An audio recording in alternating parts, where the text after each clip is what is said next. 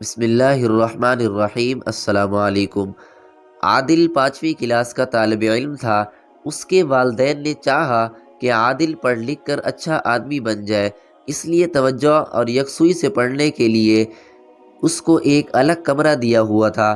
اس کے کمرے میں رکھی ہوئی کرسی اور تپائی جس پر کتاب رکھی جائے ایک دوسرے کی طرف متوجہ ہوئے، اور کرسی نے تپائی سے فخریہ لہجے میں کہا، میں تجھ سے زیادہ فائدہ بخش ہوں۔ یہ سنتے ہی تپائی کو غصہ آیا اور کہنے لگی، میں تجھ سے کہیں زیادہ فائدہ دیتی ہوں۔ کرسی نے کہا، تو صرف پڑھتے وقت کام آتی ہے اور میں تو پڑھنے لکھنے میں بھی ساتھ دیتی ہوں اور راحت اور سکون بھی پہنچاتی ہوں۔ تپائی نے جواب دیا، پڑھنے لکھنے میں مدد دینا ہی میرے لیے فخر کے لیے کافی ہے۔ اسی دوران ایک کونے میں بچھا ہوا پلنگ بول اٹھا، میں تم دونوں سے بہتر ہوں۔ کرسی نے غصے میں کہا، تم مجھ سے کس طرح بہتر ہو سکتے ہو؟ پلنگ نے جواب دیا، میں تجھ سے زیادہ راحت پہنچاتا ہوں۔ جتنا وقت میری گود میں گزارا جاتا ہے کسی اور جگہ نہیں گزرتا۔ تپائی مسکراتے ہوئے درمیان میں بول پڑی، آپ تو جناب سستی و کاہلی پر تعاون کرنے والے ہیں اور میں چستی اور پڑھنے میں مددگار ہوں۔ ادھر سے ایک الماری میدان میں آئی اور کہنے لگی، ارے یہ جھگڑا چھوڑو، میں تو اپنے سے بہتر کسی کو نہیں سمجھتی۔ پلنگ نے جواب دیا، تو بالکل بے فائدہ ہی ہے۔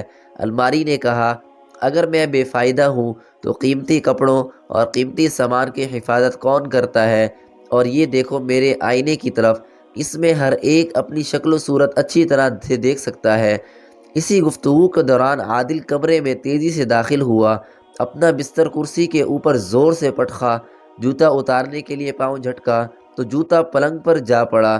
پھر جلدی سے الماری کھولی اور ایک خوبصورت سی فٹ بال نکالی اور کمرے میں ہی کھیلنا شروع کر دیا۔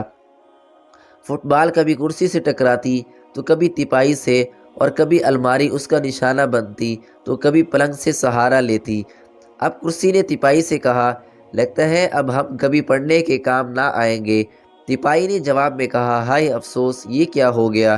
ادھر سے پلنگ چیخا، یہ ٹوٹا ہوا جوتا ہٹاؤ، میں تو انسانوں کے راحت و آرام کے لیے ہوں، جوتوں کے لیے نہیں۔ الماری نے مذاق اڑاتے ہوئے کہا، اب ہر ایک نے اپنی اصلیت پہچان لی، اب تو جھگڑا ختم ہو گیا نا؟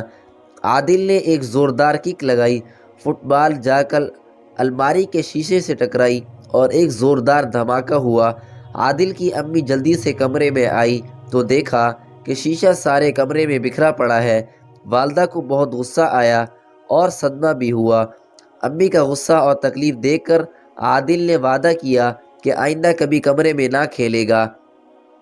شام کو عادل کے والد گھر آئے اور عادل کو ساتھ لے کر اپنے ایک دوست کے گھر گئے۔ وہاں عادل کا دوست حسام بھی تھا۔ عادل حسام کے کمرے میں گیا تو کمرے میں جا کر بہت خوش ہوا کہ سارا سامان خوبصورتی اور سلیقے سے رکھا ہوا ہے۔ عادل نے حسام سے پوچھا، اس سلیقے کا راز کیا ہے؟ حسام نے جواب دیا، میں روزانہ صفائی کرتا ہوں اور جب سو کر اٹھتا ہوں تو سارا سامان ترتیب سے رکھتا ہوں تاکہ سامان کی حفاظت ہو اور ضرورت کے وقت ہم اس سے خوب فائدہ اٹھائیں۔ عادل نے حسام سے پوچھا، تمہاری فٹ بال کہاں گئی ہے؟ اس نے اشارے سے بتایا کہ پلنگ کے نیچے رکھی ہے۔ عادل نے جلدی سے پلنگ کے نیچے سے نکالی اور اپنی نازیبہ عادت کے مطابق ایک زوردار کک لگائی۔ وہ جا کر کھڑکی کے شیشے پر لگی اور زوردار دھماکہ ہوا۔ سب لوگ جلدی سے کمرے میں آئے تو دیکھا کہ کھڑکی کا شیشہ چاروں طرف پھیلا ہوا ہے۔ عادل کے والد کو بہت غصہ آیا اور سب کے سامنے عادل کو ڈانٹا اور کہا، آئندہ تمہیں کہیں نہیں لے کر جاؤں گا، اور اپنے دوست سے معذرت کی۔ عادل کو بہت شرمندگی ہوئی اور گھر واپس آئے۔ عادل نے والد صاحب کی ناراضگی دور کرنے کا طریقہ سوچا تو صرف یہی پایا کہ آئندہ اپنے سامان کی خوب حفاظت کرے اور کمرے کو صاف ستھرا رکھے، اور یہ اس کی طبیعت بن جائے تاکہ دوسروں کے سامان کی بھی حفاظت کر سکے اور والد صاحب کو شرمندہ نہ ہونا پڑے۔ چنانچہ اس نے توبہ کی اور اس بات پر عمل شروع کر دیا۔ فائدہ: دوستو، کرسی، تپائی، پلنگ اور الماری، اسی طرح لکھنے پڑھنے میں مدد دینے والی چیزیں، گھر کی ہو یا مدرسہ یا اسکول کی ہو، سب کے سب انسان کے فائدے کے لیے ہیں۔ جو ان سب چیزوں کا صحیح استعمال کرے اور سلیقے سے ہر چیز کو اپنی جگہ رکھے، اس کے لیے دوسروں کے دلوں میں عزت اور محبت زیادہ ہوتی ہے اور خود ان چیزوں کی حفاظت بھی ہوتی ہے۔